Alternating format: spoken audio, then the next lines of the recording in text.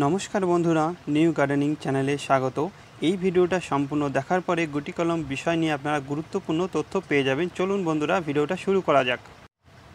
এই জামরুল গাছটা নিয়ে এসেছি আমি, খুব বেশি দিন হয়নি। তো জামরুল গাছটাকে আমার সুন্দর শেপ দিতে হবে। জামরুল গাছটা অনেকটাই লম্বা, এখান থেকে আমার কেটে ফেলতে হবে, কিন্তু আমি এটাকে কাটবো না। এই কাটার পাশাপাশি কিন্তু আমার কাটিংও হয়ে যাবে, তার পাশাপাশি কিন্তু একটা আমার খুব সুন্দর চারাই পরিণত হয়ে যাবে শখের বশে। আর এই চারাটা কিন্তু আমি আমার চেনা জানা কাউকে গিফটও করে দিতে পারি। আমার এক কাজে মানে এক গাছের মধ্যে আমার দুটো কাজ হয়ে যাবে, একদিকে পুনিংও হয়ে গেল, তার পাশাপাশি আমার চারাও তৈরি হয়ে গেল। তো একটু খেয়াল করবেন কিভাবে করতে হয়। আপনারা তো অনেকভাবেই গুটি কলম করেছেন, তো এই পদ্ধতিতে যদি গুটি কলম করেন অবশ্যই খুব দ্রুত শিকড় আসবে।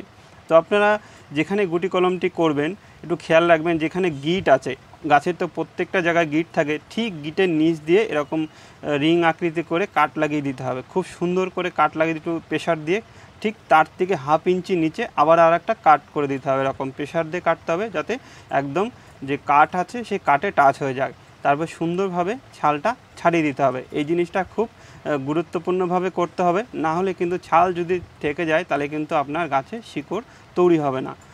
দেখুন আমি ছালটা খুব ভালোভাবে ছাড়িয়ে দিচ্ছি।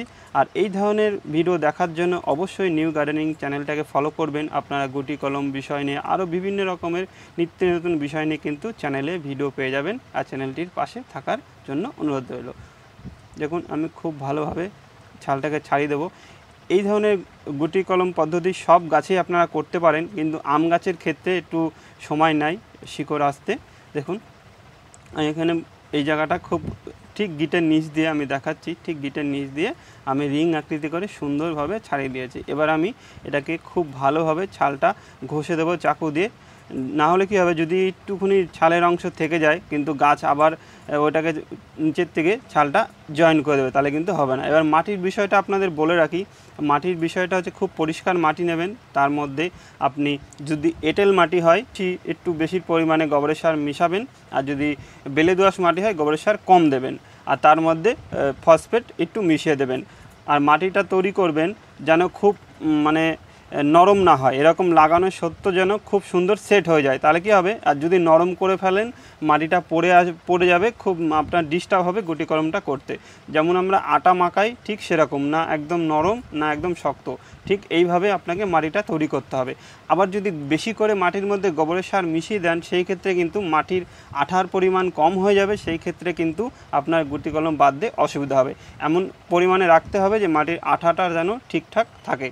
আর গোবরের সার দেওয়ার কারণ হচ্ছে মাটির যেই খুব টাইট ভাব বা টাইট সেটা একটু নরম হয়ে যাবে, আর খুব দ্রুত শিকড়টা চলাচল করবে। আর গোবরের সার দেওয়ার কারণ আরেকটাও খুব ভালো সুবিধা রয়েছে, গাছ যখন নতুন শিকড় তৈরি হবে সেই পাশাপাশি কিন্তু খুব দ্রুত সেই খাবারগুলো পাবে, গোবরের সারে যে ভিটামিনটি আছে সেটা পাবে। আর তারপরে সুপার ফসফেট দেওয়ার কারণ হচ্ছে খুব দ্রুত শিকড়টা তৈরি হবে। এই জিনিসগুলো একটু আপনারা চাইলে যদি রুট হরমোন পাউডার থাকে সেটাও মিশিয়ে দিতে পারেন, সেক্ষেত্রে আরও ভালো রেজাল্ট। তো এগুলো না দিলেও কোনো সমস্যা নেই। এবার চলে আসি আমি প্লাস্টিকের বিষয়টা। দেখুন আমি একটু মোটা সাদা প্লাস্টিক নিয়েছি। এই ক্ষেত্রে আপনারা বলতে পারেন যে কালো প্লাস্টিক দিয়ে হবে কি না। দেখুন কালো প্লাস্টিক দিয়েও হবে। তো বিষয়টা কালো প্লাস্টিক দিয়ে বাঁধলে সমস্যা এটাই হচ্ছে, যদি আপনি 5খানা কলম কালো প্লাস্টিক দিয়ে বাঁধেন, যদি 5টা কলম যদি কেটে ফেলেন একই সময়ে, তো কী হবে, দেখা যাচ্ছে একটার মধ্যে শিকড় হয়েছে আর একটার মধ্যে হয়নি। তো এই ক্ষেত্রে কিন্তু সাদা প্লাস্টিক দিয়ে বাঁধলে কী হবে, আপনি প্রত্যেকটার কন্ডিশন দেখতে পারবেন বাইরে থেকে যে কী বিষয় আছে। যদি 5টার মধ্যে যদি 3টে কমপ্লিট হয়ে যায়, 3টে আপনি কেটে ফেললেন, আরও যেই দুটো থাকবে সেই দুটো আপনি সপ্তাহ 2 পরে কেটে ফেললেন গাছের থেকে। এই জিনিসটা খেয়াল রাখতে হবে। আর মাপ মতন প্লাস্টিক কেটে নিতে। আর আরেকটা খুব গুরুত্বপূর্ণ বিষয়, আপনারা কিন্তু বড় গাছেও কিন্তু মোটা ডালেও বাঁধতে পারেন। যদি আপনার ডালের থিকনেস যদি পেন্সিল আকৃতি হয় সেই ক্ষেত্রে আপনি 2 মুঠ মাটি নেবেন, মাখানো মাটি। আর যদি পেন্সিলের ডবল মোটা হয় তাহলে আপনি হচ্ছে গিয়ে আরও একটু মাটিটা বেশি নেবেন। যেরকম মানে বলতে চাইছি, যেরকম ডালের থিকনেস হবে মাটির পরিমাণ তত বেশি নিতে হবে। যদি না, আর যত মোটা ডাল হবে মাটির পরিমাণ বেশি দিয়ে বাঁধলে কী হবে, শিকড়টা অনেক জায়গা নিয়ে তৈরি হবে, আর আপনার গাছটা খুব দ্রুত মাটিতে সেট হয়ে যাবে প্যাকেটে, আর খুব ভালো গাছটা তৈরি হবে। দেখুন এইভাবে ঠিক বেঁধে দিতে হবে। এই বাঁধার বিষয় নিয়েও কিন্তু আপনারা খেয়াল করবেন, এখানেও কিন্তু একটা সুন্দর টিপস রয়েছে, এটা খেয়াল করতে হবে আপনাদের অবশ্যই। প্রথমে আমি নিচে বাঁধার পরে দড়ির একটা মাথা ছেড়ে রাখলাম। দেখুন দুটো 2 মাথার একটা দড়ি ছাড়ার পরে এখানে গিট দিয়ে দিতে হবে, একটা গিট দিয়ে ঘুরিয়ে দিয়ে আবার আপনাকে বেঁধে দিতে হবে। এটার বাঁধার কারণ হচ্ছে আমি যেখানটায় রিং আকৃতি করে ছালটা ছাড়ালাম সেখানে কিন্তু মাটির একটা ভেতরে গ্যাপ থাকতেই পারে, আমি তো আর ভেতরে দেখতে পাচ্ছি না, মাটির গ্যাপ থাকতেই পারে। সেই ক্ষেত্রে কি হবে, যখনই আমি এখানে প্রেশার দিয়ে টাইট দিয়ে বেঁধে দেবো, সেই ক্ষেত্রে সেই যেখানে আমি রিং আকৃতি করে ছালটা ছাড়িয়েছি সেখানে কিন্তু খুব ভালোভাবে মিশে যাবে। মিশে যাওয়ার ফলে কি হবে, খুব দ্রুত শিকড় আসবে।